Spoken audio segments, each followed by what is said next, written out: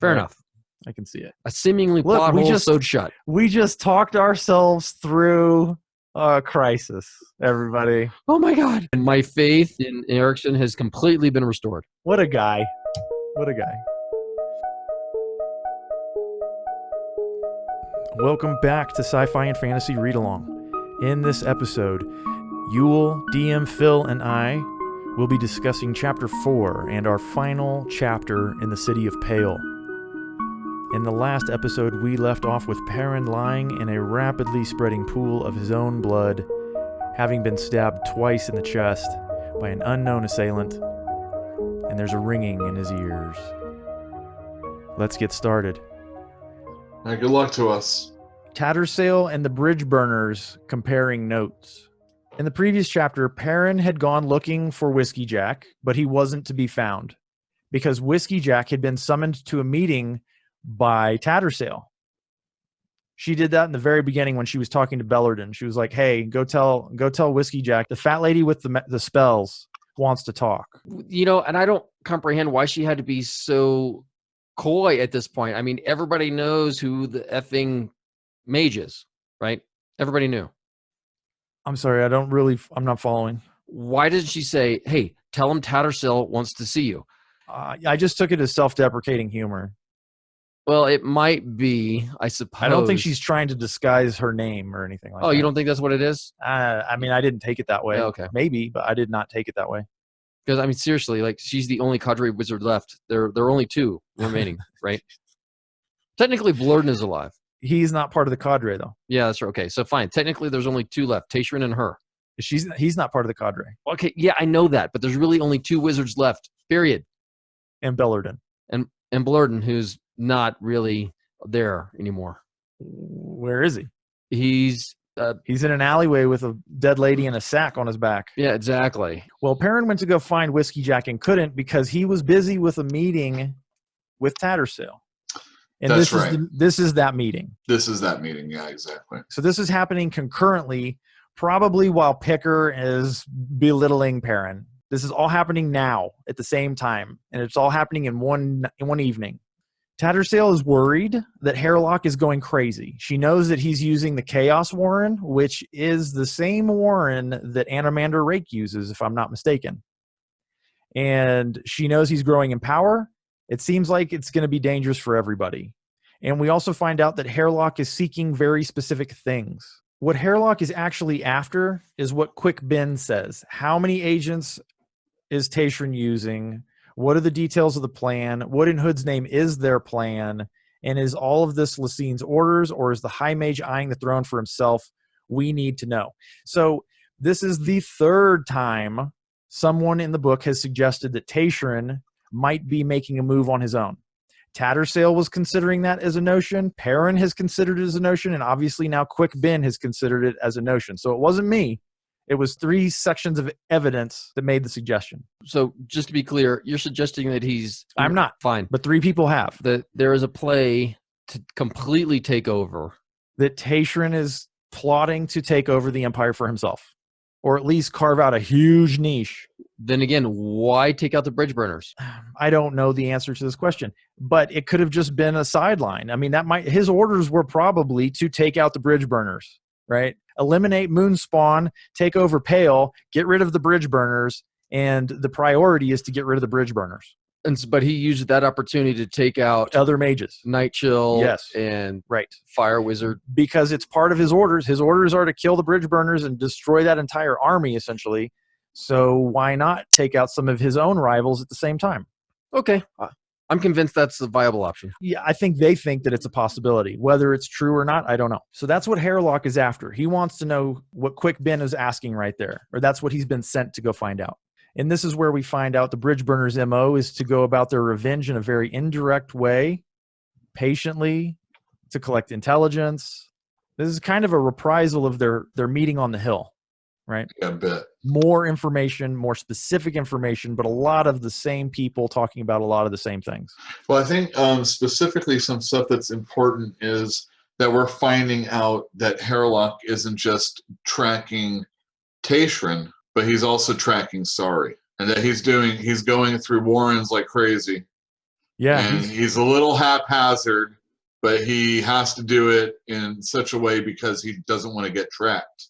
right. But in doing so, he is opening himself up to some hounds. He's burrowing through the warrens with chaos, and there are certain entities that are aware of this fact. Obviously, we know from the end of the previous chapter that Amonis, Shadow Throne, is aware. Right. Hairlock has not been as careful as maybe he could have been. Maybe he's doing it on purpose. We don't know. But basically, Tattersail's negotiating with the Bridgeburners, with Whiskeyjack in particular. Okay, but we already talked about what. I'm sorry, I phased out because I was looking at something. What Hairlock is doing? Yes. Okay, so to what I was saying earlier about it's dangerous for wizards to use the Warrens, ultimately. He says Hairlock is using the power of chaos, the paths that lie between Warrens. He said that's unhealthy, not just for him, but for all of us. And Whiskeyjack says, why all of us? And Quickbin says it weakens the Warrens, frays the fabric, which in turn allows Hairlock to break into them at will and out again. My point, it's very clear that Two things are clear there. using the Warrens is dangerous. No. What? I don't think so. I disagree. It's not using the Warrens. It's going between them with chaos that's dangerous. Okay. Using the Warrens itself is not harmful in any way. There's no suggestion of that there. Oh, fair enough. But he weakens them by traveling from one to the other. He's breaking through them and going between them. Yeah, and that is bad news. And that kind, I mean, that makes sense. I mean, I can follow that logic. But why is it dangerous to everyone? That's unclear. He said everyone. I know. I heard you. I believe that you're correct. But I think it's not the Warren use. It's the fact that he's burrowing through them. Okay, fair enough. Well, it says it frays the fabric. If it was a carpet and it was fraying, it would cease to be a carpet after a while. Well, isn't life a tapestry woven by a deity? I mean, that was one of the notions of ancient humans, right? Sure. That there is a deity weaving our reality. Yet again, a reference to a thread, right? Right. Uh-huh. Huh. Okay, so but the purpose of this meeting is to negotiate. Tattersail's worried. She wants reassurances. She wants more information. She doesn't want to be left without the information that Whiskeyjack has. She wants to be included. It's everything you said is basically what's going on here. So they appease her by telling Tattersail everything that they know about Sorry. Right. What do they know about Sorry, though? What do they really know about Sorry? Well, they know about Ikko Khan and when she came in. It's like it's all this information about how Sorry came to be, and how in the Bridgeburners. Right. And it doesn't really feel like what she's getting is really that big a deal, but that's when she's let in on the fact that Hairlock is also traveling her route, trying to figure out everything about her, because there's something going on with her that is affecting the whole game that's going on right now also. So something that Tattersail had suspected earlier because of her reading of the Deck of Dragons was that Sorry was in somehow linked to Shadow, the House Shadow. Mm-hmm. And she gets confirmation that the Bridgeburners also think so. Right. They're in agreement, basically. This is a good moment for her. She feels like she's kind of come to a resolution.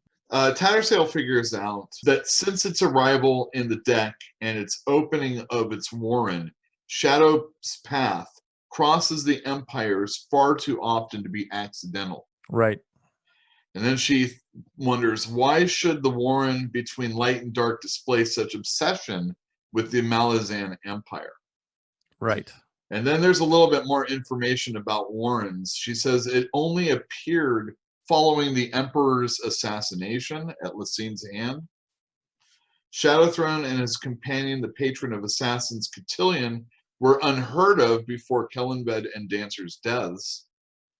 It also seems that whatever disagreement there is between House Shadow and Empress Lassine is personal. This is essentially direct confirmation of what we've been kind of hedging about, that we're dealing with the Emperor.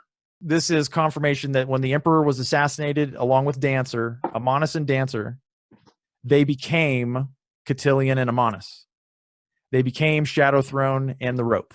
Yes. and it's too coincidental. She just doesn't believe in it. She doesn't believe that it's a coincidence. This is confirmation for her of what's going on. And it should be confirmation for us, the readers. We've been getting a lot of hints. When she says between the warren between light and dark, we got that in the very beginning. We got references to the place between light and dark, not referred to as shadow, referred to as the place between light and dark. But here it is given to us. But it took, what page is this, Yule? 107. It took 100 pages, 1/6 of this novel before we got confirmation of who we were even dealing with. So I have a question for you, or for Phil. This is a good one. Hit me. I'm going to. You suggested that Lorne would silence the captain from chapter 1. I was just about to talk about that. Yeah. Okay, so you made the suggestion that she would do that. And I was kind of dismissive of this idea. I was like, no, she doesn't need to, right? Why don't you tell me what's going on here? They looked into what happened at Itko Khan, and Callum heard some whispers, and he said something ugly happened there around the same time. This is referring to the slaughter of the cavalry. Mm-hmm. Yep, exactly. It was buried pretty deep, but the adjunct became involved, and the claw came in her wake and silenced damn near everyone in the city guard who might have talked. Was that the prologue? No, it was not the prologue. That was chapter 1. Chapter 1. Chapter 1, and I said, no, she implied that she was going to kill everybody. And it was one statement that she said that kind of triggered it off for me, because I hadn't read this yet, and I certainly hadn't read it in years and years and years. So, right. But the point, I just had the feeling that this was so important, she was going to bury it. And it is implied that she successfully buried it by eliminating everybody. Now, hold on. She did not succeed in successfully burying it. No, she did not. Now, why? That is a good question. It isn't. Well, because you can't completely bury something. That's true. But who actually did the talking? Who was it? So let's say Callum. she went. No, Callum didn't do the talking. Oh. Callum found out by pulling on old threads, is what he said. The word thread again. But we already know from this chapter or previous chapters that Callum was Claw. Yeah, he was. And that's what it said. He said, I made use of old sources, scrounged up some odd details. Point is, in my opinion, yes, she did go through and she silenced a lot of people in the city guard. However, the weak link turned out to be Claw, sources that Callum was able to go and pull on. And since you're speaking of Callum as Claw or Old Claw, I think it was Tattersail that was like, weren't you Claw? Exactly. I wrote that down too. And it's kind of an important part that I wanted to bring up. When they're having this meeting, Tattersail says to Callum, she's like, you were a Claw once, weren't you? And Callum shrugged. And she said, I thought no one could leave alive. And he shrugged again. Yeah. So this reinforces my thought that Callum made himself disappear, right? I guess, yeah. He faked his own death, got away, doesn't really matter. And now he's been hiding in the Bridgeburners. Quickben, all right, one of the most powerful mages apparently in the world that she's never even heard of, is hiding in the Bridgeburners, trying to keep a low profile. Yeah. Whiskeyjack himself, one of the most incredible commanders in the history of the Malaz Empire, is hiding, trying to keep a low profile. And that's kind of their MO. That's been reinforced 3 times by their 3 most powerful people. Right. Oh, and if you want to include Fiddler too, he's pretty exceptional. He's a wild talent. We haven't even met Fiddler yet. Fiddler shines a little bit later, if I'm not mistaken. Yeah, he shines bright like a diamond, but it's not right yet. here. She recognized him as a wild talent. Yeah, he's kind of.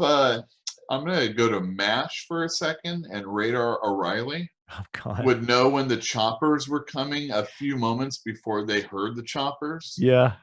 So he was kind of like, he knew when things were going to happen just before they did. Awesome. I had a letter that I wanted to get written up, and then he enters just before someone calls for him. Right. Well, Fiddler kind of has that situation going on also. A little bit of prescience. He got a bad feeling when they were in the tunnels. Yes. And that's how they were able to get out. Yeah. And then a little bit later, so Callum's like, hey, Fiddler saved our lives in the tunnels, having one of his feelings. Emphasizing a thread that went all the way back to the prologue when Whiskeyjack told Paran, try not to get noticed. Yes. And so from that point forward, he's kind of dedicated his existence to trying not to get noticed. Yes. Right? Less notice. And Callum and Quickben are doing the same thing. And I guess think I'm down with you on that one. I didn't think about it, but that's the beauty of this book. Well, it's the beauty of this book club, right? I mean, that's why we're getting together is to talk about this stuff. I like sharing the things that I find with you guys. I also like telling Philip that he's wrong. So by the way, I'm not wrong. Do tell, please do tell. So during this conversation, Fiddler's like, we've got to get going. There's a knife out there with blood on it. Yeah. And Quickben like magics up a portal. Yeah. And they basically all leave Tattersail to herself. So yeah, he's like, "We're sorry," and they're like, "Uh-oh, meeting's over. Let's go." Right? That kind of ends this section. I would like to ask the two of you a question. Did you notice the glitter in Whiskeyjack's eye? No, where is that? Page 108. Something glittered in Whiskeyjack's eyes. So Tattersail says, "The only death I fear is dying ignorant." No is my answer, because they asked, do you want to walk away from this? Yes. And that was the glitter they got. Well, do you understand what happened there? I do not. Go to page 91, top of the page. The sergeant sighed. "All right, we go with it. Start things rolling and pull the sorceress in all the way. We'll need her if Hairlock breaks his chain." Yeah. Okay. So that's the glitter in his eye. He's manipulative. He just manipulated Tattersail perfectly, right? And the glitter in his eye is him. It's mirth. He got what he wanted out of her, and it was her idea.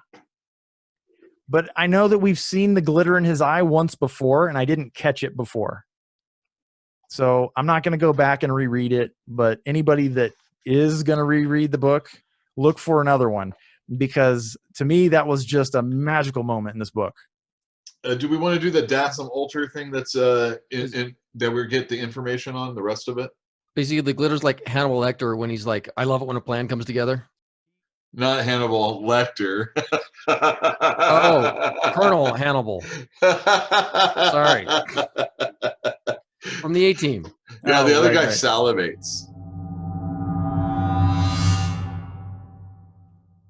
His memory fragmented, Paran Ganos lies beside Hood's gate. So this section, like I said, Gano's just lying there, but he's conscious, but he can't. He's like, I think he can't stand up. I think he tries and he fails, right?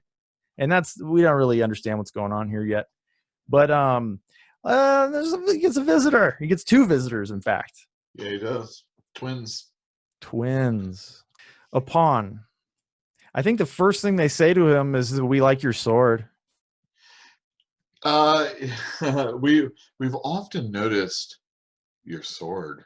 Isn't that a weird? Woman finished saying sword, and the male says it's far more subtle than saying like a coin, Yes. So I think it's the lady that's ladying about the sword. Maybe so. Philip looked hard for the name in chapters 1 and 2. I looked, 1, 2, 3. It seems like it should have been in there. I feel like it was in there, but it wasn't. I found all the references to the sword, and the name appears. He mentions that he says there is a name. Yes. But he does not name it. Well, he named it capriciously, is what he says. Right. Right? Yes. And he does say the name of the sword, but he's not using it as the name of the sword. He's using it as a word, right? Yes. Let's not blow it. The name of the sword, I'm not going to tell you, right? We'll get there. But a pawn likes the name of the sword. That got their attention. When he named his sword, that got their attention. I wonder, and I've just figured this out, I wonder if he named his sword a pawn. He did not. Darn. But do you know the answer? I do know the answer. So a pawn shows up and they want to have a little conversation, but they don't really care to talk to Paran so much. They want to talk to Hood, but Hood not home. They get somebody else. And the way that you guys described the conversation with Picker and how amusing you thought that section was, I found this section to be that kind of amusing personally. Because Hood's servant is, oh my God, he's got such a dry sense of humor. It's very, very funny to me. But he shows up as this kind of amorphous form. They're like, "Hey, Hood, come out here. We want to talk to you. We don't want this guy to pass through your gate." And this form comes out, And they're like, just settle on it. Just settle on a decision, please. And then he looks like a death's head, right? He looks like the Grim Reaper, cowled skeletal figure with a scythe, I believe. And he's like, oh, how imaginative. Oh, man. Good stuff. Humor among gods, right? He's like, hey, you're not Hood. It's like, the Lord is busy. And wouldn't he be? Wouldn't he be? In a world at war, right? So they make a deal with Hood through his servant that Paran will not go through the gate, but someone else must go through in his stead. I mean, it's just guesswork at this point, but who do y'all think is going to go through the gate? Someone in his shadow, it says. Yeah, I'm guessing his dad, because we know that his dad was not well. But I don't know. Well, I think it's interesting to point out that what exactly is being negotiated here and why Opan felt she could come to the gates of Hood and essentially barter for Paran's life. Technically, they said soul, I think. There is a difference, but the point is the celestial bureaucrat, whatever he was, said, no, sorry, he died. He's mine. And Opan said no, but he died at the hands of a god, which means that gives us fair game to meddle. Yeah. That's so funny. It's so funny. The rules, we're seeing the rules. These are, it's interesting stuff. So ultimately they're bartering for his soul. And then what happens? Don't they just hear the hounds? Like they strike a deal and they hear the hounds. No, they don't strike a deal. The deal is left unended. Is it? Yeah. They never close the deal. And they're like, oh, sorry, Paran. We didn't have enough time later. And they left. The deal was never signed. And it's then when he sees the dogs, or that he's like, oh, this is what happened in Ikko Khan. Yeah, he realizes the connection. And I think this is the moment where we're supposed to realize, this is another moment where we're supposed to realize the connection 120 pages later of what the heck is going on. This book is complicated. Hey, you know what? Before we move on, what does Hood's Gate look like? It's at first he's like, oh, it's a gate.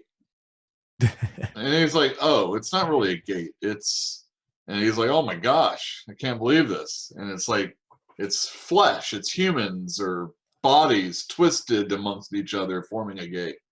Yeah, and they're all dark, like they've been soaked in a bog, and they're writhing, still alive. Right. Yeah. And they make up the gate that is Hood's Gate. All right, so Paran is lying before Hood's Gate. Opan has departed because they heard the dogs, and the male was like, oh, time to go. So they bolt. They don't want to be caught there. They don't want Shadow Throne to know that they're interfering. But they're still determined to interfere. But they leave Paran there. And Shadow Throne shows up. No, there's a line right before that I don't get, actually, because the hounds were coming. Yeah. And then the twins said, we'd best leave. And they do. And the apparition opened its jaws as if to laugh and clacked them shut. No, it muttered, not again. And that's another piece of the humor. Okay. All right. If you say so. What page is it? It's because of the way his laugh sounds. He's like, nope, not again. Yeah. Because he's like, God, it really sucks that my laugh sounds this way because it should be way more menacing. How does his laugh sound? How is it described? The apparition cackled, then stopped abruptly. How unfortunate a mellifluous, deep-throated laugh would be more to my liking. Like, yeah. Opan chose his form and thereby his laugh as well. And he does not like the form or the laugh. And when he goes to laugh, he's like, nope, I'm not doing that again, because he doesn't like it. And then when they're taking off, he turns and he waves goodbye to them. Okay, I get it. He says the apparition opened his jaws to laugh, then clacked it shut again. No, it muttered, not again. It hobbled back to the gate, paused once, and turned back to wave. Fair enough. I get it now. He's being funny. Yeah. And then like the instant Opan left, the hounds arrived. The instant. Yeah. I mean, they timed it well. Okay, so the hounds are there. The connection is made between Ikko Khan and the House of Shadow. And Shadow Throne wants to have a little conversation with Paran. Like, why is this guy still alive? Why is he not? How has he not gone through Hood's Gate? Well, he's got to be picked up, I'm assuming. He's kind of like in the in-between, you know? He's in the waiting room of death. I think anybody else would have just gone through. Well, like Opon said, they're interfering. Somebody's interfering, and Shadow Throne is there to clean up the mess. He's trying to get Paran to go through the gate, right? He wants to finish the job. So when he shows up, he says, it falls for me to complete the task. Yes. Right. But there was a key phrase about uncertainty that Paran heard. And he realizes the one thing gods are, they have uncertainty. Like, it's not like, you know, they're fallible. Well, I think that's because the girl Opon said, even for the gods, death awaits, and uncertainty hiding deep within them. Right. Make them uncertain. So she gave Paran some ammunition. And he's a brilliant guy. He is. There's no question about it. He's very, very smart. And then they just effectively left him for dead, but he was already dead. They left him to pass the gates is what they did. His own devices. They gave him a little bit of ammunition, and they said, you're on your own. I think they unintentionally left it because they were kind of remiss. Looks like this isn't going to work out. Sorry, buddy. But he utilized everything that they gave him, and he rolled a 20. The day you die, Shadow Throne, I will be waiting for you on the other side of that gate. And he's all, gods can die, can't they? And he's like smiling at him. He then says, halfway between life and death, this promise cost me nothing, you see. And then that's when Shadow Throne's all, liar, the only warrant that can touch you now is, and Paran interrupts and says, death. Of course, someone else interceded and was certain to leave long before you and your two loud hounds arrived. Talking about Opon. The king of High House Shadow edged forward. Who does this plan? Who opposes us? He's like, find out your own answers. And so that's where he's like, I got to keep this guy alive. At least we know who this is and what he's doing, and I can follow him. If he dies, then it's going to be a whole new set of people involved. That's right. A lot more work for them. Exactly. Yeah, if they let him pass through the gates, they'll never find out what he knows, and who is pulling his strings. Right. So again, uncertainty is the thing that Shadow Throne, I guess, fears the most. Well, not knowing. Everybody fears it. That's a very human thing, right? Tattersail in the previous chapter, like, she had to know. She was compelled to learn everything she could. And the deities are, in this world, no different than mortals. Ascendants. They're just ascended humans or ascended mortals. With the same flaws and strengths. So it's a bluff check. He rolled a 20. He had 2 pieces of ammunition. And one of them was confirmed by Hood's servant. Did you guys catch that? There was that weird noise that came from the gate when Paran said that when you die, and you will die, and then there was this weird noise from the gate, and Shadow Throne looks at the gate real quick. And then I didn't understand what was going on there. It just seemed like it must have been confirmation. The gate or Hood reminding Shadow Throne that someday he would pass through also. That might be it. And it also might be that Hood himself will stand there to verify the promise, right? The oath, the vow. Yeah, you're right. He said, I'll be waiting for you on the side. And then something crackled in the portal way of the gate. And Shadow Throne and the hounds flinched. So what is known and unknown here? Paran knows that Opon is the person interfering with Shadow Throne. Shadow Throne does not know, and Paran's not telling. And then there's the threat of death. And I don't really understand why they'd be afraid of Paran after all of them are dead, but whatever. It seems to have an effect. And it's before Shadow Throne shows up, isn't it, that we find out that Paran despises authority? Isn't that where we finally get the key to Paran's character? Oh, no, it's during the negotiation when he's talking to Shadow Throne. He's bluffing Shadow Throne, and he admits that he despises authority.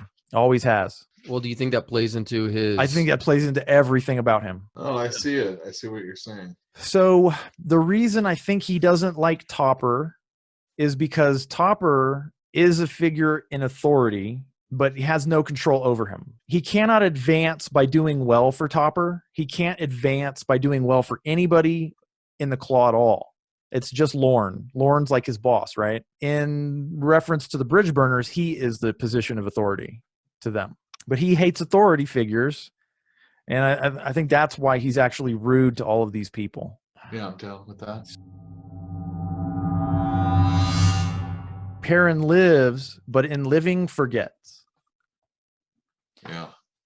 So I think he has the sensation that someone is shuffling his past, like a deck of cards. And then we know for a fact that Opon is meddling. And there's this deck of cards that's being shuffled that is his life and is his memories. And we know that Opon is associated with the deck of dragons somehow. And so when I put all of these things together, I just come to the conclusion that Opon is the master of the game of life. That's my conclusion. I also was thinking that maybe the shuffling and reshuffling of moments in his life are also maybe trying to figure out who in his shadow is going to take the bullet for him. Sure. Maybe they're reorganizing things that way. A little bit later when he's being tended to, about talking about the future really quick.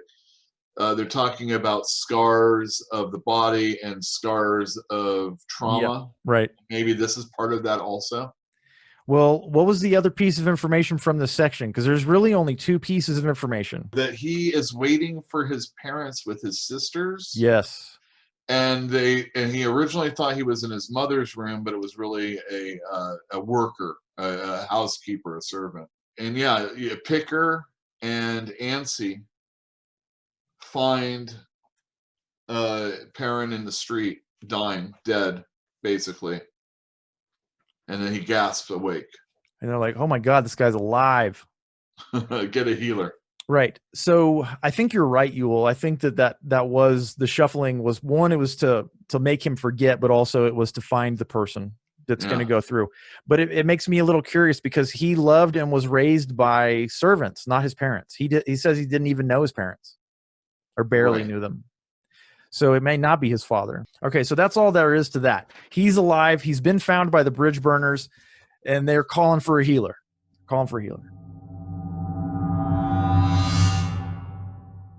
Paran is carried through a gate more mundane.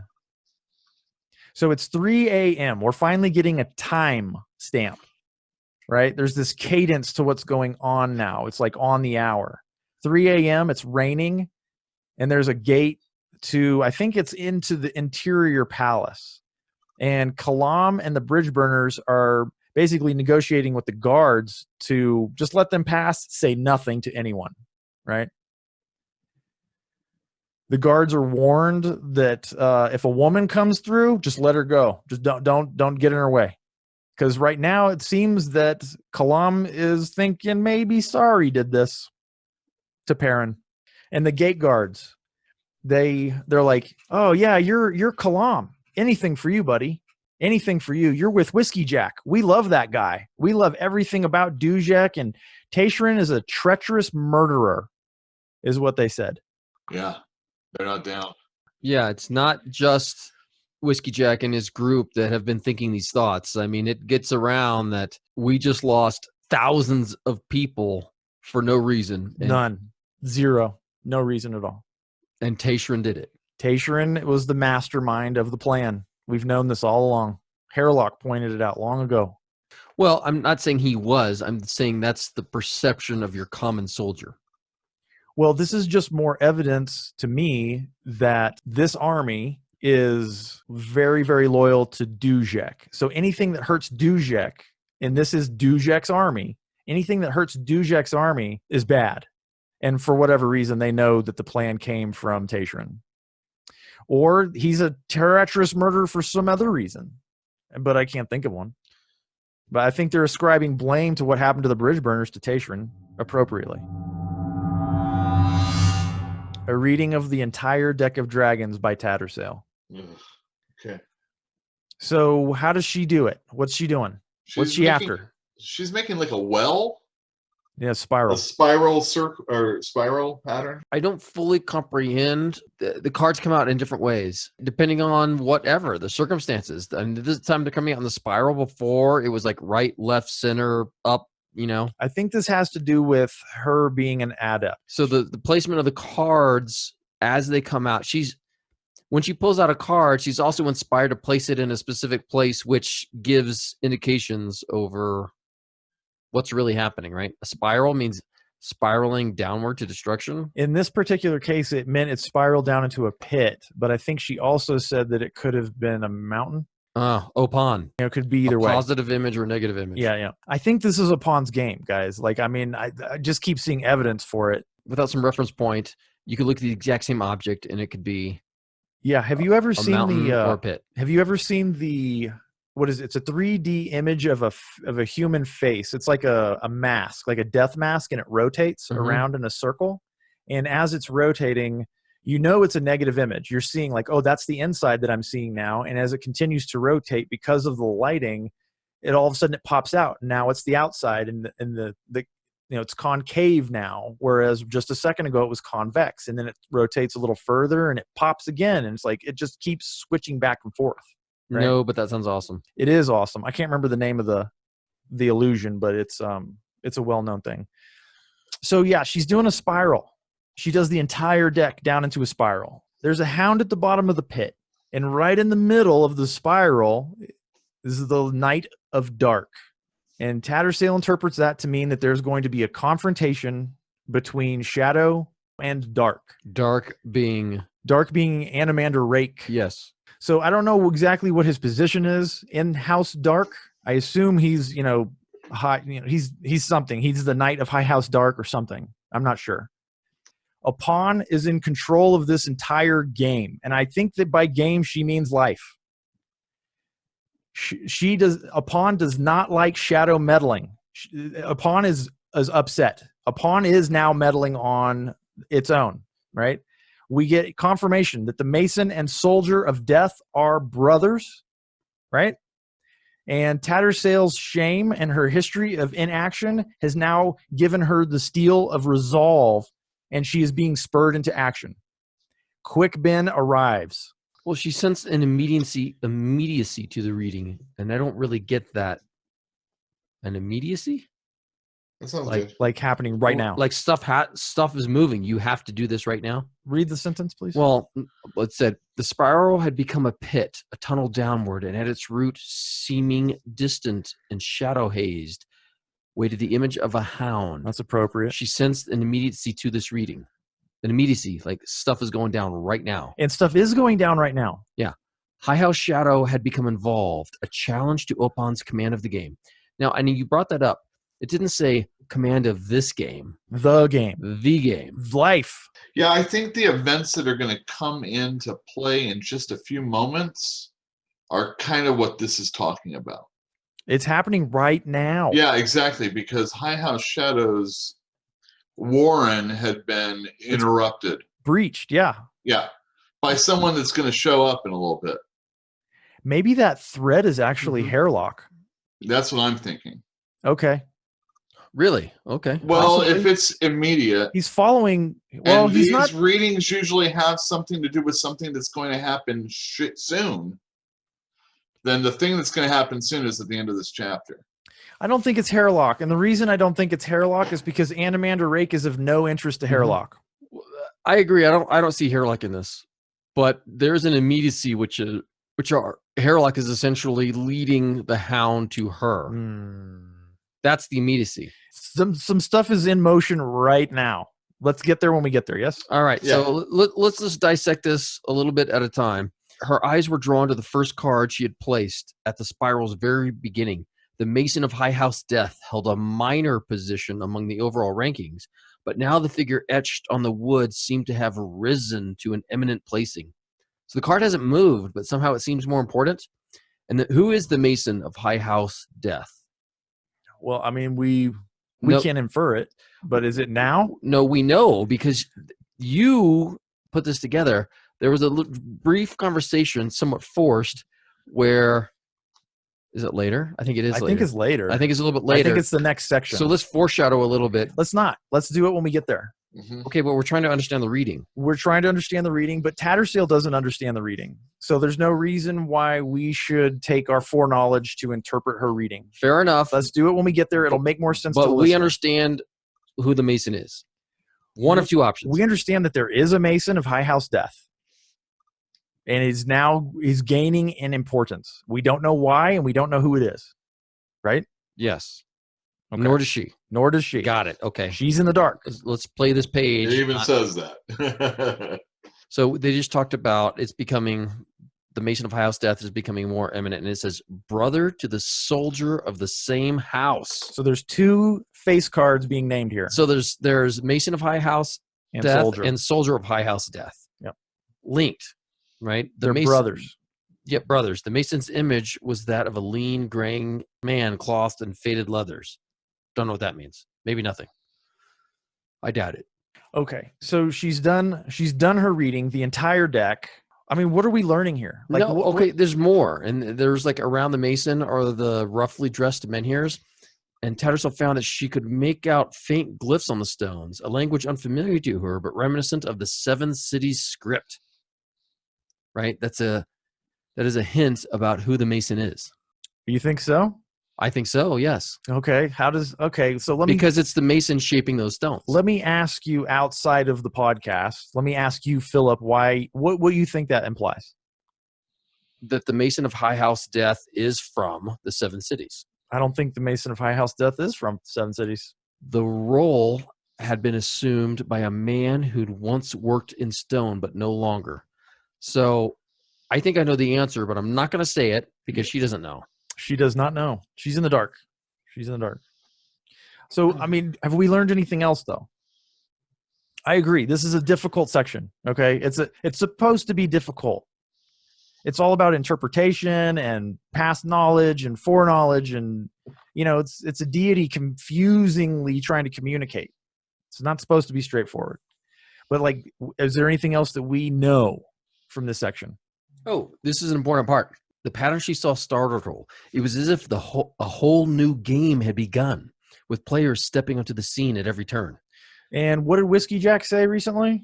The game had turned? Ooh, yes. In the future, this will be another section to have to really reread. I agree. I like because like a lot of it is also her talking about her past. Yes. Or talking about how she was an adept early on. So tell me about her past, because we get a lot of it right here. And it's kind of fascinating.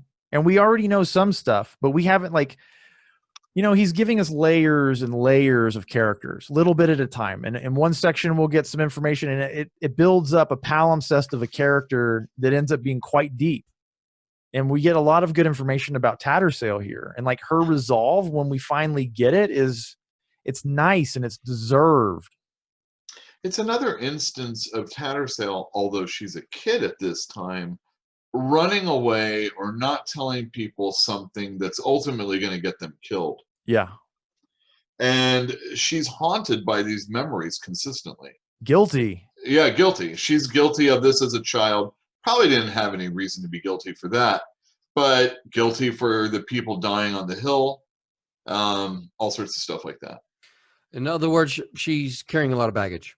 She has this history, right, where she doesn't trust, or she doesn't communicate, or she doesn't do the thing that she knows or is being told that she should do, and people end up dying because of it. Yeah, and the very next part that we're going to is going to discuss that. Well, anyway, let's move on. Because Ben, she's doing this reading and she's getting in there, and then Quick Ben barges in. It's like, sorry for the surprise visit at 3 a.m, but we're gonna get company. The guys are coming. We need to borrow your room. It's pale, 4 a.m. On the palace's rooftop, Whiskeyjack and Fiddler await Dujek.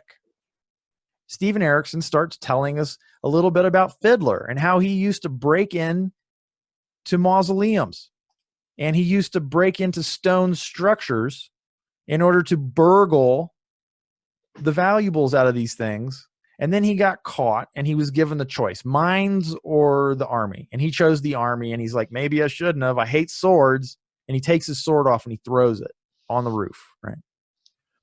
But I'm pretty sure. Well, I mean, what does that tell you, Philip? What does that tell you, Yule? He's not a soldier. He's not our soldier. You are correct, sir. You are correct. He's a little thief. He's a He's got a guy. He's a guy with a talent, and he's fun little guy, but he's not a soldier. No, he's Mason of High House Death. Oh. And his buddy, who is his brother. Wait, why does that make him Mason of High House Death, though? Because he used to work in stone, but no longer does. And his brother cannot be the Mason of High House Death because his brother didn't have the upbringing that he did of breaking into tombs. But his brother was a Mason. And his brother is Whiskeyjack. Oh, I see what you're saying. Whiskeyjack is the soldier of High House Death. That is what that backstory is about. But Erikson does this for almost every section where the previous section refers to the following section. And that's how this one starts, for no reason whatsoever. There's no reason to mention this backstory if it isn't relevant. So it's relevant. He doesn't do anything for no reason. It is relevant, and it did seem forced within the context of the story at that time. When you didn't understand?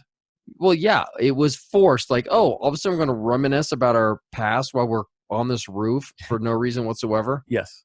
It was forced, which means it was very, very important and very specific. It was. And these guys, whose identity we now understand a little bit better, they're having a conversation about Tattersail because Fiddler doesn't think she has the stuff. She looks like she's going to cry all the time. Yeah, does Whiskeyjack agree, though? No, he's like, she lost her whole cadre. Everything's gone horribly for her. He also says, tell me a person that's a sorcerer that doesn't have a troubled past also. He says a little more than that too, though. He says that she has been offered the position of High Mage multiple times and she's turned it down. Well, more specifically, Whiskeyjack says, I think you've underestimated the sorceress. She's a survivor and loyal. Those two traits are an extremely valuable to Whiskeyjack. Loyalty, for one, because that's hard to come by. Well, it's certainly not free, and it's very, very rare. Yeah, and a survivor means you figure things out. Yep. You're not a dullard. We're made privy to information inside of Tattersail's head, right? The previous section was basically her gaining resolve. It was her making the decision that she was going to see this through to the end. And Whiskeyjack, he knows that she's going to see it through to the end because the gleam in his eye. Remember? He knows because she walked in on her own. He didn't coerce her. He encouraged her to follow that path, and she followed it on her own. So his inclination, I think, is correct. Yeah, and Whiskeyjack goes on to say, it doesn't show, but a head-to-head between her and Tattersail would be a close thing. I find that hard to believe, though. But she's a master of her warren, and you don't acquire that with a weak spine. That's true. All that sounds true, but it seems like Tattersail is just like overwhelmingly powerful. Yes, it does. It's like a level 18 wizard versus a level 12 wizard, right? Yeah, kinda. Yeah. I mean, he does seem very powerful. Maybe that's true. Maybe he's overstating her power.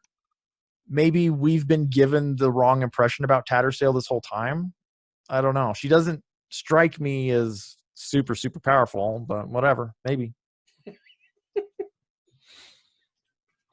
Well, they're having that conversation, and then Dujek arrives. What does he say? Oh, this is hilarious. He's like, damn it, Fiddler. Is your sword lying over there in a puddle? I'm sorry. Oh, it's hilarious. Yeah, no, it is. It's ridiculously good. Ridiculously good. All right, so I got a question for you, Yule. Yeah. They talk about the fact that the captain is missing in action, right? Yeah. Do you think they're keeping Dujek in the dark on purpose? Yes. Yule? No, I was thinking about it, but yeah, I think so. Why would they do that? I don't know. I guess he's just not involved in everything the way they are. He has his name on the record, and he can't be caught up in all that stuff the same way. Do you think it's beneficial to him to not know stuff like that? I mean, he's in the meetings that they're in earlier. It's not like, when they were talking to Tattersail, right? I mean, Dujek was there. Well, these guys know each other very well. I mean, they again, they could be brothers, but the point is they know each other, they respect each other, they love each other. And I think if they're keeping Dujek in the dark, it's because like plausible deniability is one in life. In death, you can't hide any secrets. Interesting. So should the worst happen, Dujek dies. You can't betray them. Right. But what's the information that they're holding back? They know that, like, for example, the Bridgeburners, Whiskeyjack, and all of the, those fellas, they know that Paran has been wounded gravely, and that's what they're keeping from him. So that information can't get back to Lysine, I guess. Well, and sorry, and there's suspicions against Tashrin, and sorry. Why would Dujek have anything to do with sorry? I don't see anything. I don't either. So I don't think sorry's got anything to do with it. But the point is, Whiskeyjack has his suspicions or knows for sure. Put it all together, and it's God, what's the puppet's name again? Hairlock. Yeah, Hairlock. Right, and he's doing all these things essentially to try to figure out what's going on the higher end, right? And he doesn't want to get Dujek involved. Right. Right. Okay. And there's no reason to get Dujek involved. I agree completely. Yeah, there is. So essentially, he's trying to protect Dujek by not telling him anything. Okay. No matter how you look at it. And he's protecting his own interests. So it's like a twofer. Right. Okay, now that that's resolved, what is the plan for the Bridgeburners that Dujek seems reluctant to give them as an order? What, that they're going to have to go to Darujhistan? Infiltrate Darujhistan? Yeah, another digging, go under. Yeah. What's the compensation, though? What's the compensation? That's a good question. Well, when Dujek says, truth is, after this mission is over, if you guys just want to fade away, no one would blame you. And no one will look. And no one will look. So that's the compensation. He knows that this is a terrible, terrible job, and they're not likely to survive. But if they do survive, he's giving them free reign to walk, to desert. Yeah, I guess, yeah. All right, but I mean, how does Whiskeyjack feel about that notion of deserting? This is the one where you really know how the people feel about Dujek. We've seen it a few times already. We've been getting the supporting evidence for this is the payoff, essentially. I don't know about Whiskeyjack, but Fiddler says, "Excuse me, sir. There's 10,000 soldiers saying they're the ones owing you." Well, more than that, he says, you say the word and, basically implying the entire 10,000-man army will mutiny on a dime, depending on what Dujek decides. So what we're hearing is the concern of the Empress and Topper and Talk is founded that Dujek might go renegade is not unfounded. The soldiers are at least prepared to do so. That's how loyal they are. All caps loyal, right? Does that mean that if he decides to stay, they would also? Oh, yeah, they'll follow him to the ends of the earth. So it doesn't matter one way or the other. They love him. And guess what? Whiskeyjack does too. Whiskeyjack says no way he's deserting. He's sticking with Dujek to the end. That's how loyal. Even his previously high commander is like, I'm following this guy forever. I will never leave his side.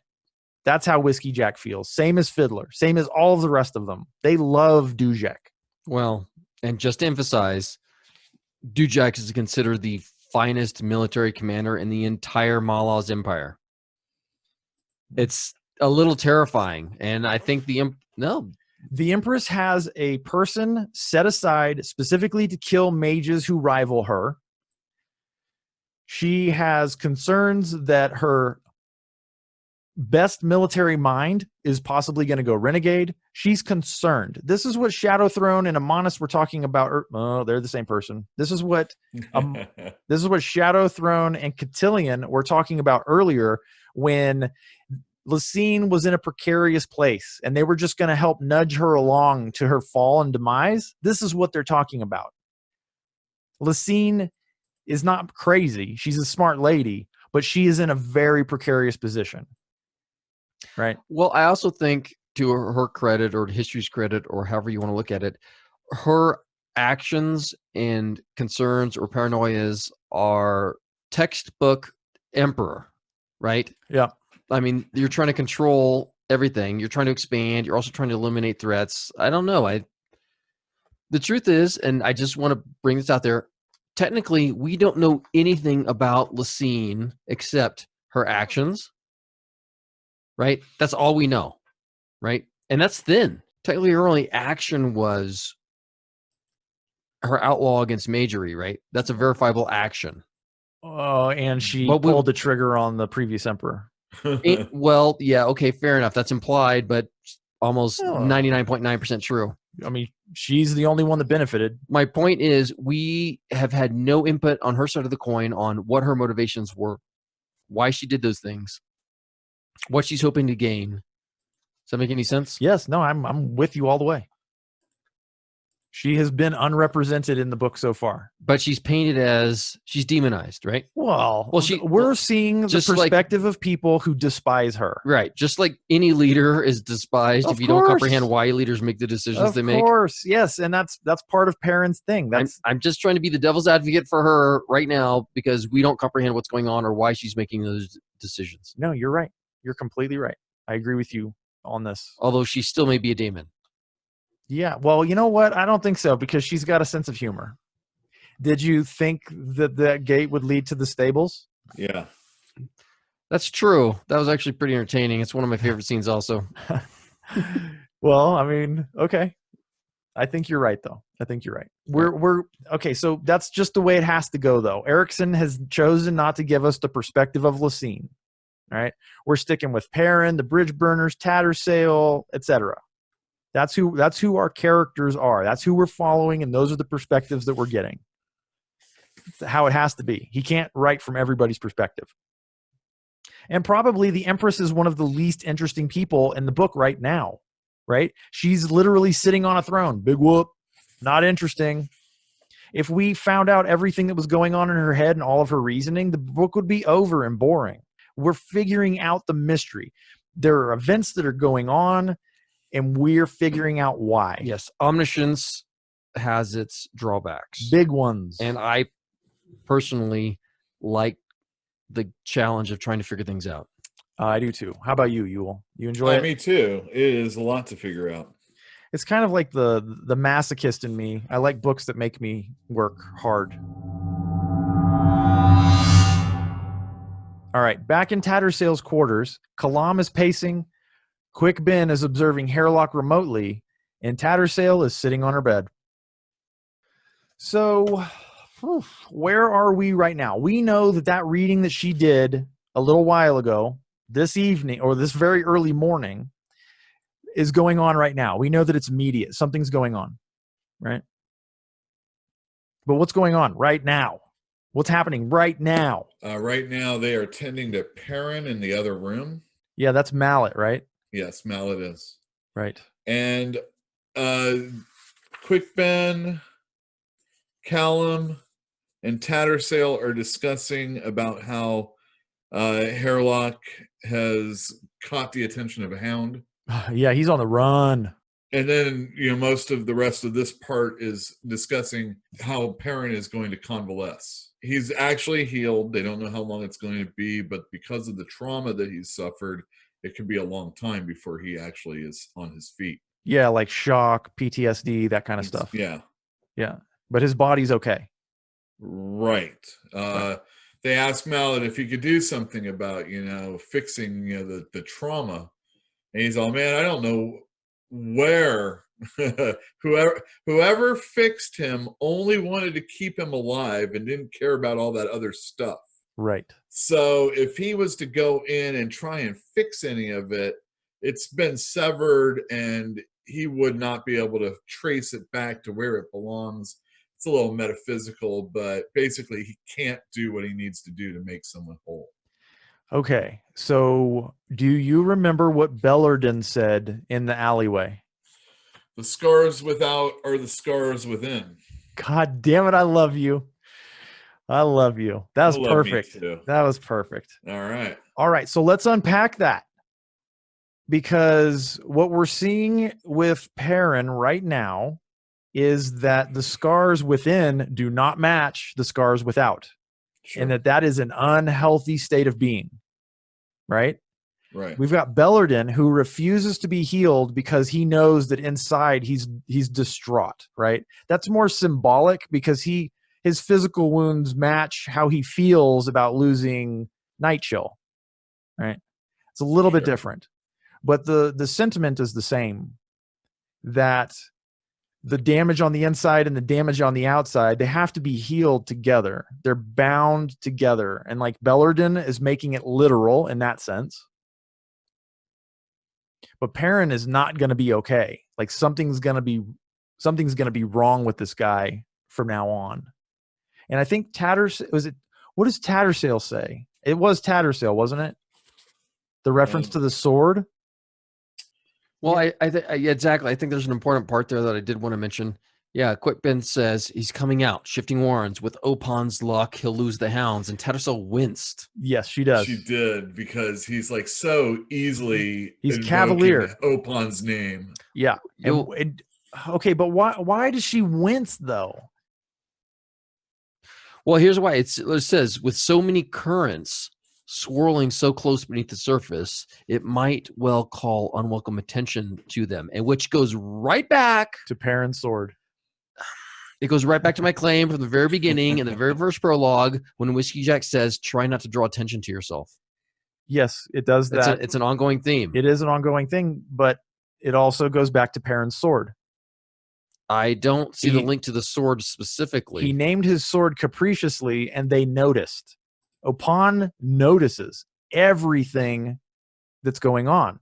So especially if you mention Opon's name, they're going to pay attention. Exactly. They're going to hear it. It doesn't matter. Like she's aware of this fact about Opon that everybody else doesn't seem to be aware of. Because he's the fool. He's labeled a fool, but is he really? Paran is also the fool. How? Because he's naive? The way that he treats information is considered the noble fool in literature, where you believe everybody has the right to know everything and you tell it straight and you're honest and you're always honest. That's the noble fool. That's Paran. Oh, I agree. Very good analogy. Not mine, but yes. Okay, so it is like his sword, but it is said by Tattersail. She pronounces flatly, he is going to be used like a sword. This is in reference to him. They didn't care. Opon healed Paran, but he didn't care. Opon didn't care what happens to Paran. They just want to use him. Right? And they're going to use him brutally. And that is evidenced by the fact that they didn't bother to heal the scars on the inside. Yes, maybe. Yeah, they probably don't understand that kind of importance anyway. We know that the attempt on Paran's life came from Shadow. Quickbin knows it. Callum knows it. Tattersail knows it. They're all in agreement. Shadow tried to kill Paran. They don't know why. Opon is directly opposing Shadow. They all know it. They're all on the same page now. They don't know why. I think Tattersail has an inclination, but I don't think she knows why. And it sounds like the Bridgeburners are about to leave, and they're not going to be taking Paran with them. That's what it sounds like.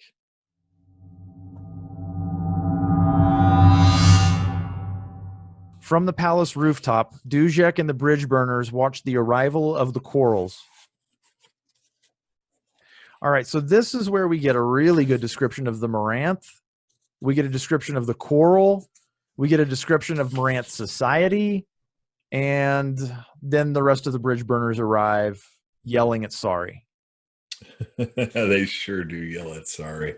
The Black Moranth arrive on this rooftop. Is that right? Green? It literally says Black Moranth. Why are they using the green Quarrels? I don't know. Interesting. Well, yeah. So what does a Quarrel look like to you? Like, how do you picture it? Dragonfly. Yeah, exactly. Me too. 25-foot dragonfly, but a dragonfly. Oh, I said mosquito earlier. You did, but the wings are the same consistency. It's an insect wing, right? Right. Well, you're right. I think previously they implied that the green Moranth were the teamsters. Well, they're the couriers, is what they said. And it may be that they're working in conjunction right now, but they don't like to mix. That's the idea that I'm getting. is that the societies don't mix. The green stay with the green, the black stay with the black, and the gold are never seen. Yeah, but the quarrels are just there for anybody to mount.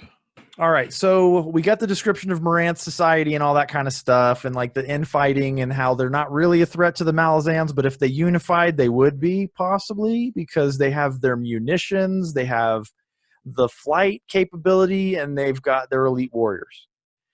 When the rest of the Bridgeburners arrive, they're Kalam is acting as the corporal, which he is, and he's down on Sari, making her feel bad. Whatever. No, he was not. What was he doing? He was yelling at her 6 ways from sideways, and she just didn't even respond. Well, he was trying to make her feel bad. It's impossible. He's being the corporal, though. He's berating her and yelling at her. And Dujek's like, what's going on? Never mind. I don't want to know. So Whiskeyjack was doing him a favor in the previous section, I would say, Yule.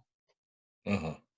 So we get a little bit of a history of Sari here and how she behaved in the previous 2 years with the Bridgeburners. And there was some really gross stuff where Kalam had to like mercy kill a couple of dudes. She is going to try and torture them for information and starts with their nether regions, I do believe. Do you think she was actually going for information? Not really. She was just torturing them. I think she might have just been torturing them. She's a psychopath. And Callum, he's like, this isn't cool. And he basically slits all 3 of their throats in like one motion. And as they're dying, they're like, thank you. They blessed him for killing them. Whiskeyjack's like, my claw. Every time Sari walks into the room, he's pulling out his dagger. I mean, they're all super nervous about her. Yeah. And I think Kalam knows exactly what she's capable of. Probably more than anybody else. It takes one to know one kind of mentality. Yeah. But I think there's also a very important distinction here that I want to make. Column, he may be an assassin, but he kills with a purpose. He doesn't kill for enjoyment. Tattersail would disagree with you. Well, I know she would, but I disagree. I think he's got the skill sets, he's got the capability, and killing on the battlefield is no different than killing in the dark. It's like exercising a skill that he's very good at, which is pleasurable in most cases. Well, there might be a little bit of ego there, but there's a difference between enjoying somebody's suffering and triumphing over the success of the mission.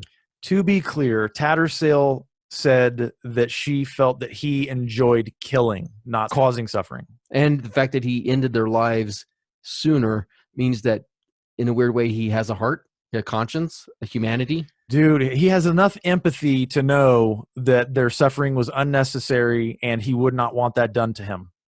Right? I think that's pretty fair. Nobody wants that done to them. Can you imagine? Like, have you ever had an injury, like just to a finger or something, where you cut yourself open and you look at it and it's kind of got this moment of unreality where you're disassociated from your wound because you're like, I can see my bone. That's not right. That's not normal.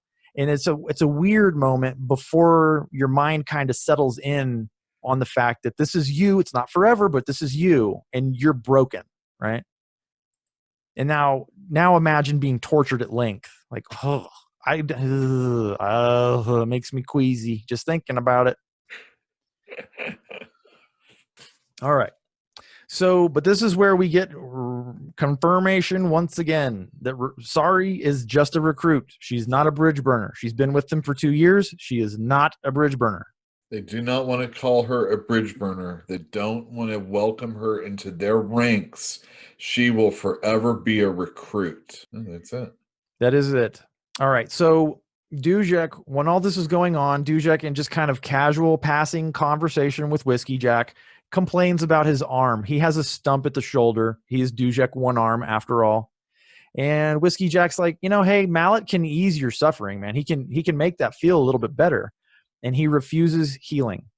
If Dujek, the commander of the army, the High Fist, is missing an arm and he refuses to heal himself so that the ghost pain goes away, what do you think that means? Well, I could take my own experiences and say I don't want to be dulled. Probably that will happen a little bit. Don't you smoke weed all the time? Well, I don't like pills. And maybe magic feels like pills. Okay. Well, I think it's a little bit implied that no matter how you get this magical healing, let's call it false healing. No matter how you get this magical healing, it comes at a price. And the price on some level is your emotional state, your mental state, whatever you are. I think it's implied that you can minimize that, but there's always a cost. And I think that they refuse it because they don't want to meddle with their mental or emotional state. So I think you're both correct. I think that the pain is a reminder that Dujek loses men in his army, men and women in his army all the time. And what do they say? That an army is it's like the army is the fist. It's the arm, right, of the empire that goes and does the work. And if he's lost an arm, it suggests to me that maybe he is cognizant of the fact that he loses parts of his army all the time. And he doesn't want to forget that they're dead and he just has a little bit of pain. Well, my point is, I don't think they're just being tough, right? No, I don't think so either. Because if there's no harm whatsoever in dealing with that problem, people would do it, right?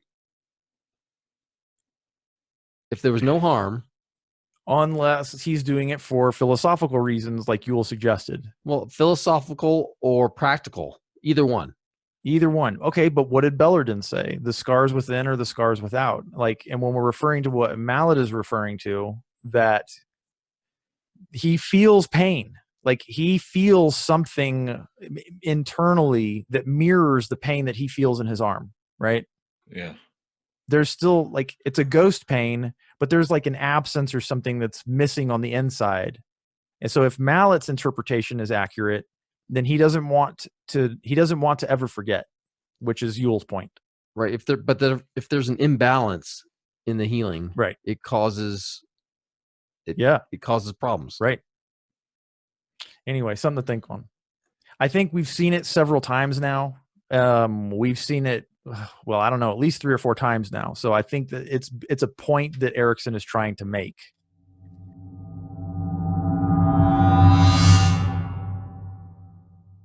The hound Gear hunts the streets of Pale on the trail of an interloper. Recently, we were made apprised of the information that old Hairlock, he's on the run. Cop's got his gun, whatever. He's on the run, and one of the hounds is on his trail. And the hound has followed Hairlock all the way back to the city of Pale. Yeah. And are these the same guards as before, plus 2 more people? Yes, sadly. Oh, those 2 guards that never got to see the woman come by. No, they didn't. They were going to just about to tell the guys that are relieving them that, hey, you might want to look out for this woman, and if she does, let her through and stay away. When one guy's like, hey, look at that hound. And then they're still keep talking. He's all, look at that hound. The one guy gets his pike up, and that's it. Yeah. The one that was like, that's a big dog. We find out that Hairlock, in his travels, he triggered all of Shadow Throne's alarms. Now, if he triggered them all, was he trying to get followed? There's a very good chance he meant to do it. I'm wondering, but why would he want the dog to follow him? Well, number one, he's crazy. We only have Tattersail's word on that. He has always been crazy, she said. We only have Tattersail's word on that. Well, Quickben doesn't dispute it. He just says, well, he is a marionette after all. Okay. Okay. All right. I'll leave it. That's reasonable. Right. Well, I would like to point out that I think the form of his communication and the tone of his communication has changed dramatically. If you go back to the very first occurrence of Hairlock was when he was encountering Tattersail, and he was subtle, he was razor sharp in his attacks, and he was cunning, right? Yes. Whereas here, he's angry, he's violent, he's promising death and suffering. Playing with chaos. He always says, do this, woman, now. Yeah, he's pushy. You stop reading the deck. Oh, he's so good. I love him now. I hated him. I hated him the first time I read this book, and now I'm like, this guy's great. I love him. All right, so Gear is following Hairlock, has not seen Hairlock, doesn't know where he is, doesn't know who he is, but is like walking around in the city, and it's pre-dawn, and like people are actually out on the streets, and the dog is walking over homeless people, and like there are people seeing him, and he's like, I gotta hurry, I'm almost out of time, I gotta find this guy, I don't know where he is. But then he kind of figures out, oh, well, he's in that room right there. And then he goes through the gate. And yeah, man, it's just unfortunate. Those guards were almost off duty. They almost survived the night, you know? They could have been killed by Sari, and no, they ended up getting killed by a dog. It's too bad. They were funny. The guy always stating the obvious. The arrival of the hound. So Hairlock comes busting into Tattersail's place, which he has been sharing, and he's like smugly confident, you know? And he's like, those hounds are so stupid. They're such ding-dongs. They don't know anything. I'm so smart and brave, and I'm just great. I'm awesome, and those dogs are stupid. And then he hears the crashing at the gate, and he's like, yikes, found! And he jumps into his little chest and hides. His little box. Well, he tells Tattersail, you're going to have to deal with this. And she's like, what? Yeah, he closes his chest, his box that he hides in, and he's using magic to keep it sealed. So he's like, I'm not going to help you. You have to deal with this. Kill the hound. She's like, what? They're ancient. They're older than ancient. I can't kill a hound.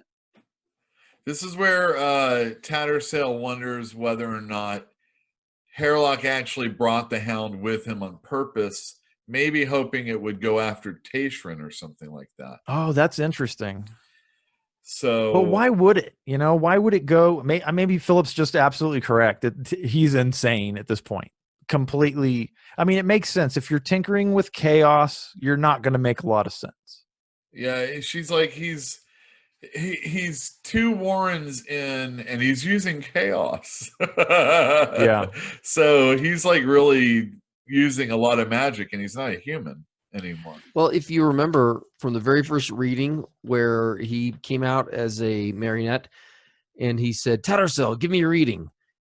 And she stopped when the twins came out. Second card, boom. Second card. He's just like, oh, you're going to regret that. I will get you for this. Yeah, he says he's going to kill her. Yes. He threatened to kill her. From the very beginning. Yeah. And this, well, I see a lot of potential here, and he literally could be doing it just to get back at her. Who knows? But I think I'm more likely to think he is going crazy. I think he's going crazy, and we'll get to the reason why I don't think he's getting back at her in just a second.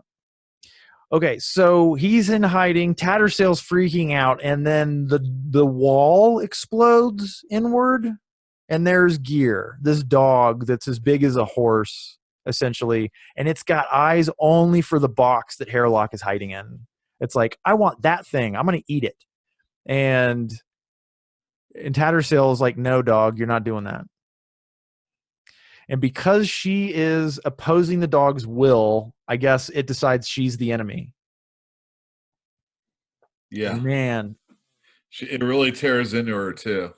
The dog comes in, and it is going to attack Tattersail because she is impeding its progress to get at Hairlock, who's in the box. Right.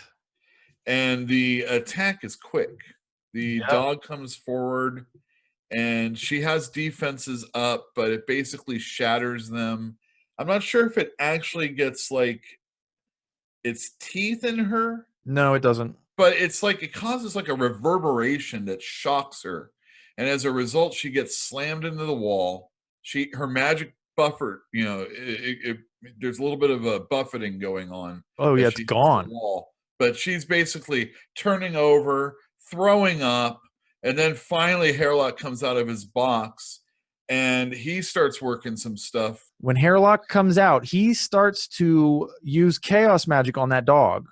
And it completely disarms Gear. The dog can't move. He's like shaking his head, trying to get the magic out of him, and he can't do it. And Tattersail's like, "You gotta go, dog. Run."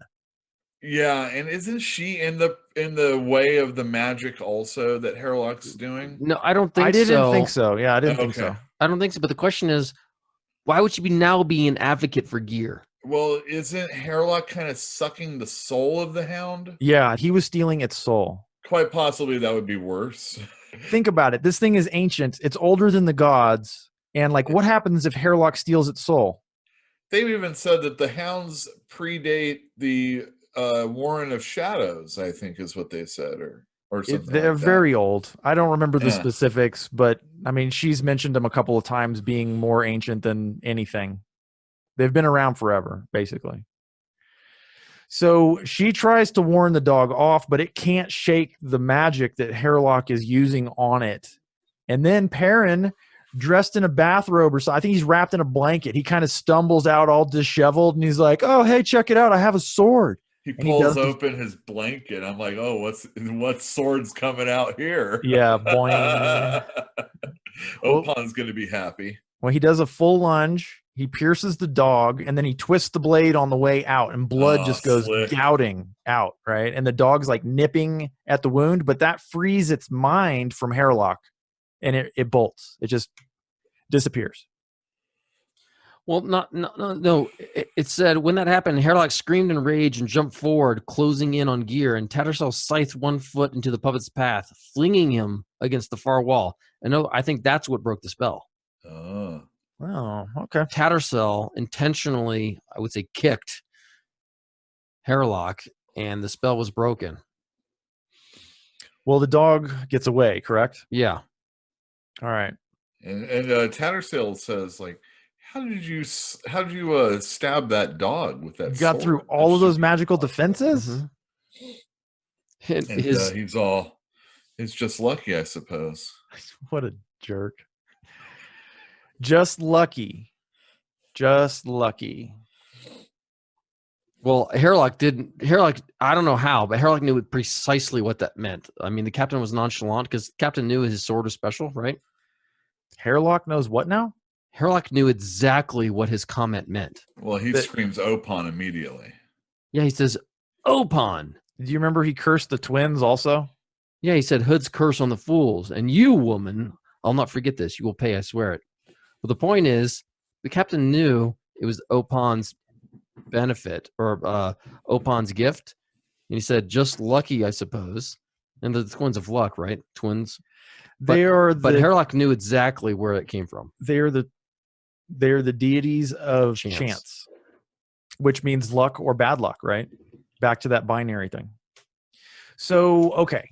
So the dog gets away. Hairlock's upset. Tattersail is fading fast. Paran seems like I don't know, he's a little bit out of it. And as Tattersail is losing consciousness, Paran asks her, what do you hear? And she realizes that she can hear the spinning coin. Well, she said a man's voice spoke close by. That man is... I assume it was Paran. I assumed it was Paran also. It is a little weird, though.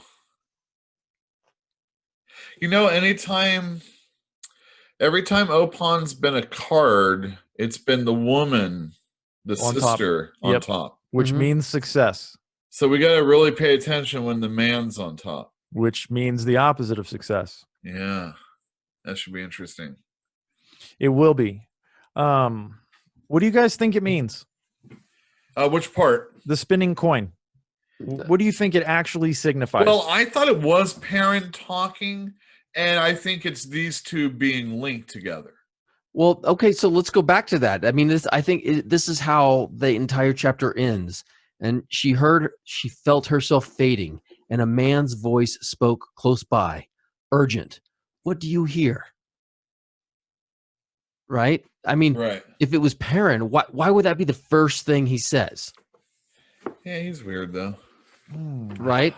Well, that's a good point. As he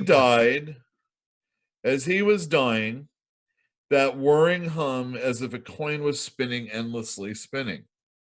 So as she's falling unconscious, possibly dying, he is asking her what she hears. It's at least it goes chapter to chapter, and there's a reason for that. Yeah, but I don't think he's all there. I don't think Paran is all there mentally. He's not. No, I wouldn't think so either, but maybe I really think that the male part of Opon is involved with Paran, and I think the sister is involved with Tattersail. Okay. I definitely had not made that connection. And I also have never really considered them as being separate. Like, if the man's there, I figure the woman's there. Well, spoilers. Let's not spoil it. Oh, well, let's not talk about that right now. Let's talk about the spinning coin. Okay. Well, I didn't know if this was program stuff. So this is program stuff. All right. Cool. Okay, so for Yule's, I'll have to reread it. So, who's the primary advocate for Paran? Is it the male or the female? It's the female right now. Female, really. Let's assume they're the same. But yeah, I think this is a very weird thing. It says she knew who he was.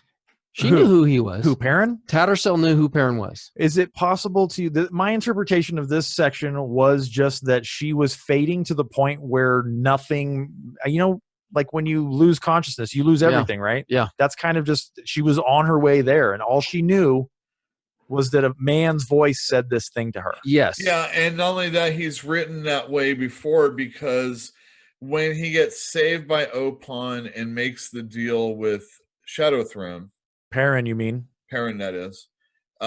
When Picker and Ansi find him, he has the feeling of, people looking at him and saying something, but he's not really all with it. And we know that it's Picker and Mallet and all them, but he doesn't. Right, exactly. That's what you mean? Well, yeah, and the way it's written is almost lucid. This is kind of like that too. I wouldn't be surprised if what you're saying is true, that it's somebody that's not Paran. I would not be surprised. I didn't think of it at the time, and I would like to know if you're correct, but I think the only way to know is to look into the future. No, it could be Shadow Throne, right? Sure. Why would it be Shadow Throne? Because he wants answers. Well, of course he wants but no, but how? How is it Shadow Throne? I don't know. I'm grasping at straws. How is he there? Why? Nah, I don't know. Because he's watching Paran. I don't know. I mean, yes, that's true. That's true. Yeah, Paran not being all with it. The reason why this is important is because there was only one man there, and it was Paran. But she said a man's voice spoke close by, urgent. Right? I'm with you, buddy. I'm with you. Not the man. I understand. Yeah, but if she's unconscious, if she's not loopy, who that man is really isn't. Let's just. I mean, it could be Quick Ben later for all we know. That's fair enough. I don't know. I don't know. I think we should just keep track of this for the future, because we may find out. Yeah, I had wondered about that also, Phil. Place your bets. Yeah, I'm going to still say Paran. But like you said, I would not be surprised if it was anything. Obviously. I like Shadow Throne I like Shadow Throne. I'm liking that. I like that suggestion. I think it's pretty smart. That's the most logical person to want to know that piece of information. Yeah, that's true. But why would he know that you can hear anything at all? Right? Yeah. Why would he ask her that question? That's a stupid question for Shadow Throne to ask. Right? What do you hear? Huh? What do you hear, asshole? It's amazing what this book allows a single individual to pick up on, and then another person have like totally different things that they pick up on. Yeah, such is life, right? Yeah, well, it is true. Some things are harder to follow for some people. Sometimes it's specifically done that way. Yes. But yeah, well done. All right, so that ends chapter 4. Well, you know what? It doesn't end this episode, because there are things I want to talk about still. And I know that you guys are tired, and I'm tired too. But we've got to do this because you guys know as well as I do. This is 2 or 3 weeks late. We need to do this, and it's got to be done tonight. And we're not going to do a half-assed job just because we're tired. I'm sorry. Okay. So I will reiterate the question. What do you guys think is the significance of the sound of the spinning coin? Anybody? Well, the sound of the spinning coin, as long as it's turning, it is in play. That's my guess. The coin is in play. Yes. You mean chance is in play? Yes. Okay, Philip? I think it's a little more than that. I think when you hear the coin, that's literally that's a message from Opon that the game is still afoot. Nothing's been set, right? The future is uncertain, but it's literally a message directly from Opon because he doesn't give it to everybody. Well, maybe not everybody can hear it. You think maybe it's just this passive thing that that people can hear who are sensitive to it? Possibly. The only people that Opon has dealt with, it's Paran, who was meddled with, and Tattersail. Right? Well, I mean, technically they've meddled with other people. Well, didn't Taishran hear the spinning coin also? He's been directly blocked by Opon. Okay, so but my point is Taishran is sensitive to... He's an adept. An adept. Yeah. And Tattersail is obviously Adept. skilled or adept. And then what about Paran? Because Paran can hear it too. Paran is... He's just a tool. So I was under the impression that it was kind of like when they're exerting their influence. Yeah. However, there is a moment during the reading with Taishran when Tattersail hears the horses going underneath the bridge, whatever, the gate, right, where they are. And she says that the spinning coin was disrupted for just a moment. The spin wobbled. And that is precisely when Sari went underneath the gate. So what that means is Shadow Throne's influence, his trickery, his deceit, and his nudging affected the spinning of the coin. So I think Yule's right. It means that everything's going as it should. The world is ruled by chance. But when it wobbled, that was another god interfering. Right? I'm with you. That's so I think it's Opon's influence. Is it why certain people hear it is another question. It wobbled because it's disrupting the natural order of things, or is it wobbling because it's disrupting Opon's potential plans? Two different things. It is two different things, but like those are very contradictory things. Like Opon's plans are probably just to make sure that the world is ruled by chance. The deity of chance. It's not the deity of my plans, not yours. They are also the fool, which means maybe they trust in chance. Well, no, they don't control the world. The world is their playground. Oh, I would not say that they control the world. No, that's not what I was getting at. My point is you're projecting that the chance is a framework of reality of the world, whereas they are ascendants who influence the world because it's their playground. Two different things. All-powerful influence and structure of reality, or just two other ascendants who are meddling with reality? I don't think they're meddling. I think that they're only meddling with Paran because they're following the rules, right? They are only meddling with Paran because Shadow Throne meddled with Paran first. No, I think they've been meddling from the beginning. Really? From the beginning? Well, at least since he named his sword, right? They've been paying attention to him since he named his sword. Yeah, that's true. They haven't, I mean, have they been meddling? Okay, so that is a good question, What's the first occurrence? Of them meddling? Well, they say when they do. No, it was when she gave her very first read. Is that correct? Oh, I was thinking just a Paran, but yeah, you're right. What do you mean? Go on. Her first reading was when they made themselves basically known to her, right? Tattersail's first reading? Yes. What happened? But the first card or second card was Opon. Okay. And she stopped it. Was that the first occurrence of Opon? Of them meddling? And at all, period. It's hard to say. Yes. It's really hard to say. Okay, so let me ask you this. Did they have anything to do with making Paran's path through the military such that it is? Quite possible. He named his sword 3 years ago or so. Yeah, he said years ago. Before he joined the military. So he named his sword when he got it.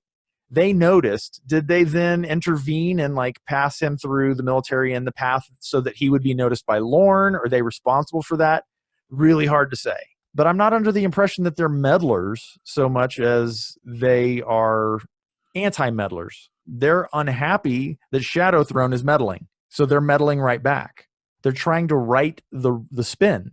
Yeah. Well, that gets right back to, are they just players in a game of the gods, or are they an arcing structure of power. I think they're responsible for the structure. Yeah, that's what I'm getting at. Is they define the rules of reality? I doubt they or define them. Players on the game of reality. They're like the cops, I guess. That's how I feel. I don't think so. They're enforcing the rules. I don't think they made the rules.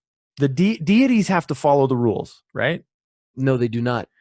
Okay, they don't have to, but they all do, except for House Shadow. That is a good point, and it's been mentioned that that's a house that doesn't follow the rules. That's part of their character. So whatever, it's fine. So all the other gods follow the rules. All of them do. Interesting. All right, so it's an open question.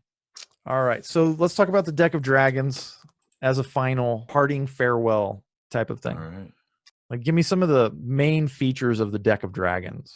So I don't know about tarot cards, but there is some divination going in on the deck of dragons. That seems to be their function, yes. Yeah.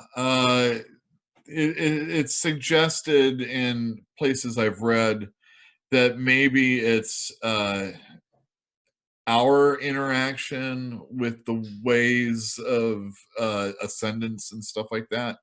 Like our way to like affects things that are going on also. Like it's maybe not necessarily just telling the future, but maybe it's us putting our stamp on it as we're reading what the future is going to be. Okay, so kind of like setting it in stone. Yeah, maybe something like that. It's just something I've been reading a little bit about. Okay. People's theories and stuff like that. Sure. I mean, we're learning little bits at a time. We're not learning a lot. It's more of a trickle than it is a flood, right? There's different ways to set them up. Obviously, yes. That we've seen with Tattersail. I mean, we haven't even seen another person do it yet. Not yet. Although we will. We will. But ridiculous. But even though Tattersail's the only person doing it, she's done it a variety of ways. Sure. Certain people can't do it, even though you would think they'd be strong enough to maybe do it, or sure. maybe they're unwilling to do it. So Tatrin didn't do it, but he had Tattersail read for her. Yes. And Hairlock, I think, said he wasn't able to do it. I think that's correct. Or something suggested that he wasn't able to do it, and I would see. I guess that's even beforehand, maybe. You know, he may have used to be able to do it and can't do it now that he doesn't have a body. Right. The marionette might not be able to, but he was aware of the deck of dragons and he wanted a reading pretty. He was pretty adamant. He saw her pull it out and he was like, "Let's do it." He's all, "Don't put that away." Right. We know that people in the story are people in the cards. Yeah, we do. Who do we have? Is this everybody in the world? Theoretically, is no, it's regional. It's regional. I don't know the specific regions, but I do remember reading that the holds, as opposed to the warrens, are associated with a different set of cards that aren't called the deck of dragons. They're called something else. Okay. So it's definitely regional. Okay. But I think it's a vast region. But like, who do we know that's on the cards? It seems like everybody. Well, we have really strong evidence that Fiddler and Whiskeyjack are on the cards. Although Whiskeyjack and Dujek, I don't know. Like, to me, Fiddler is more of a brother to Whiskeyjack than he is to Dujek. Animander Rake is on one, isn't he? Yes, certainly on a card. Yeah. I mean, Gear is on one of the cards, or one of the hounds is on a card. Yeah. Sorry is on a card. Now, okay. So I'm thinking when I hear sorry or virgin, I'm thinking of like a tarot card in that way. Okay. And that a different person at different times could potentially be that card. I don't know, man. Like, I think like if I was reading tarot cards and the Fool popped up, it doesn't necessarily mean me, right? I think depends on how it's laid out and things like that. No, I don't know, man. Like I think the ascribing of a person to a house, I think that's permanent until they die or renounce it. Okay. I just don't remember how Dassam was the Knight of Death, and then he was pissed because his daughter died, and now he's not the Knight of Death anymore, but we don't know who is. So we're not going to see Dassam's face on that anymore. Exactly. So somehow magically it's different. The deck changes. Yeah. We also know that houses appear and disappear. Shadow wasn't always a house. It is now. Mm-hmm. It was absent, vacant for years and years, millennia, and it's back. And it's a full house now. It's got cards. I don't know if they're populated, and I think that's another thing, is that some of the cards are not populated. Like they might not even show up in the deck. I don't know. But there are not every card has a person for it yet. Like before Sorry, there was no Virgin of High House Death, right? So you think the cards themselves like literally change? Yeah, I do. Like you have a 52 card deck, but really there's like 112 possibilities. Something like that, yeah. So my apologies to backtrack a little bit about whether Opon is a meddler or they are part of the fabric of the reality, right? Yes. Let's call it a lesser god. Let's call it a greater god or an ascendant, because it seems to me, who knows? I don't know. But going back to chapter 1, the very first 3 words of chapter 1 are prod and pull. Yep. That sets the tone of who's playing the strings or watching or who knows what else, right? And that's spoken by the old woman, the hag, the seeress. And then that whole scene, and then Armanis and Cotillion go take the Fisher girl, and like the very last thing she says as, let me guess, prod and pull. Prod and pull. What do you think that signifies, though? I mean, what are you driving at? It's either an inadvertent show that from the author that the twins are already in play, or it literally means the twins are watching and influencing everything. We know they're watching and listening. We know that they're paying attention, but we also know that they're kind of integral to life, right? There is success and then there is failure. There is happiness, there is sadness. There are a lot of these binaries that we were talking about earlier, and they're always in play. You know, like, do you win the lottery or not? Right? Either way, Opon is involved. If you succeed, great. It was the lady this time, but most of the time it's just a dude, and he's kind of a dud, you know? Well, that's what I'm getting at. Are they maybe they are the rules, right? There you go. Yes, exactly. That says it very well. When I was trying to describe the fabric of this reality, are they woven into that fabric, or are they just players on that fabric? And I'm more likely to think, you're starting to convince me, that they are actually woven into the fabric of the reality. Maybe they never were actually human. Yeah, that's possible. And I don't know. Okay, I don't know. Yule, do you know if Opon is described in detail in later books? Do you know if we learn a lot about Opon, or if it's just kind of in this first book and then we move on? I can't remember. I think it's only in this book. Yeah, kind of that's how I felt as well.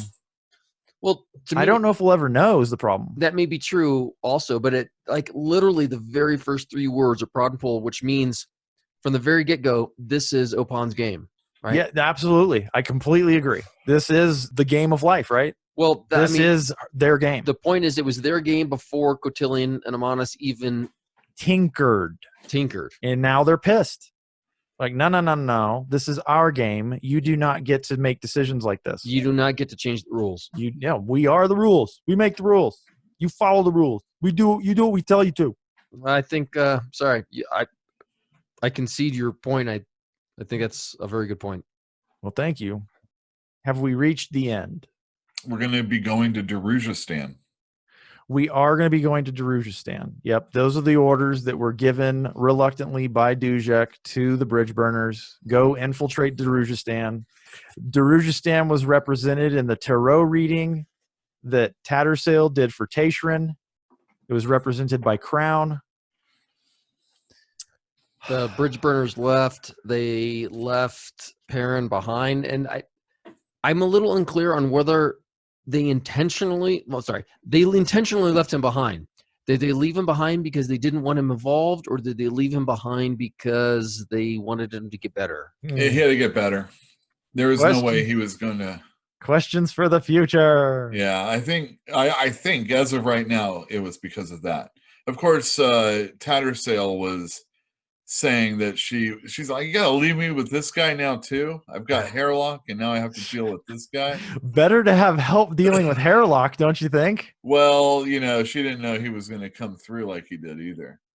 But I don't know the answer to your question, Philip. But I am eager to find out. Well, to follow up on that a topic on whether they left him behind to keep him out of the way or left him behind to heal him, they did exert an enormous amount of effort to keep him alive. Yes. Right? Yes. They literally could have let him die, or they could have offed him themselves. They could have done a lot of other things, but they wanted to keep him alive and secret. Secret from Sorry.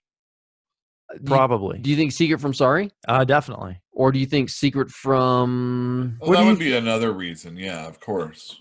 They said overtly that the attack on Paran had come from the House Shadow.